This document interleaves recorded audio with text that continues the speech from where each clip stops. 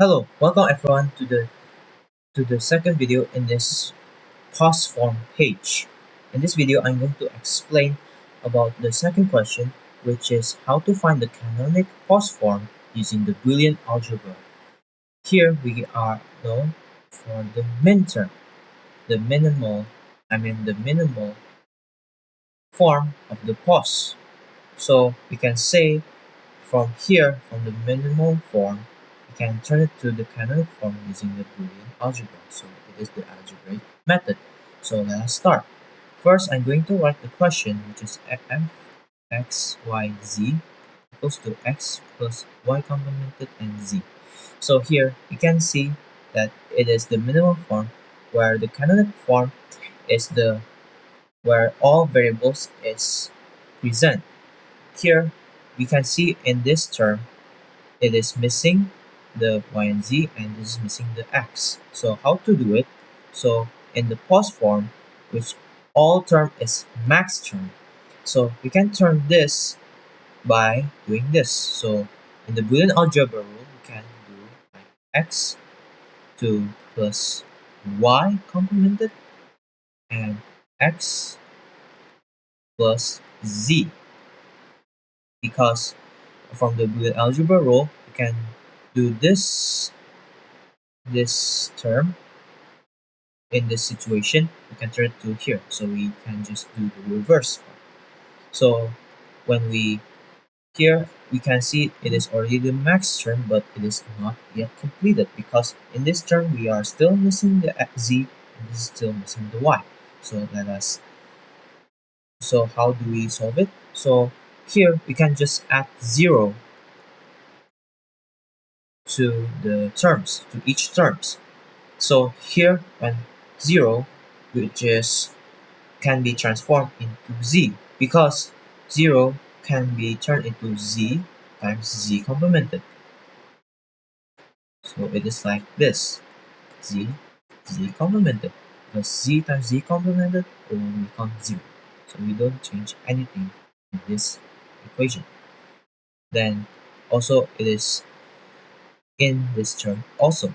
So it is missing a y, so we can say it is y times y complemented.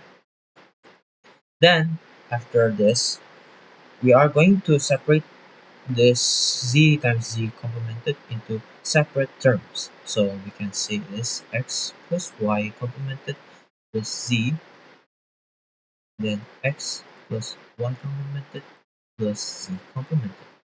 Then here we can also do it by separating it: x plus y plus z and x plus y complemented plus z. So in this step we already finished it, but there's a duplicate, which is the x plus y complemented plus z and x plus y complemented plus z.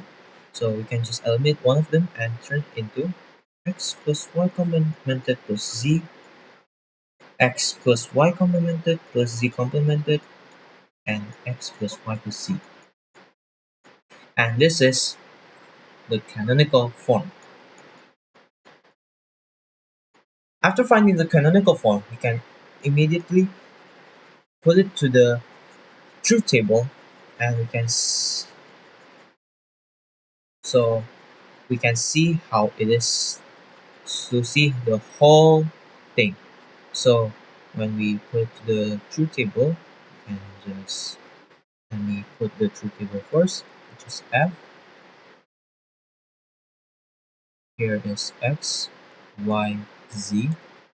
This is, we can just set up the truth table normally: 0, 0, 0, 0, 1, 1, 1. This is 0, 0, 1, 1, 0, 0, 1, 1, 0, 1, 0, 1, 0, 1, 0, 1. After making the truth table, like I did, you can just put all the value from the canonic form into the truth table. So it is known in the canonic form where x plus y complemented plus z. So when it is x normal, it means x is 0. So Here we can see x is 0 and y is complemented, that means y must be 1, and z is normal, so z is 0. So here this is equals to 0 because in POS it is equals to 0. Then for the second term, max term, you can see that it is x is 0 and then y is 1 and z is 1. So here we can say it is 0. Then x plus y plus z, so it is all 0 and then it is here. So this is for the truth table. So after we make the truth table, we can also make this form. Also the rest is 1. So the form is, you can see, you can just denote this as m capital 0, m capital 1, m capital 2, m 3, m 4, m 5, m 6, m 7. You can say as f x y z equals to pi.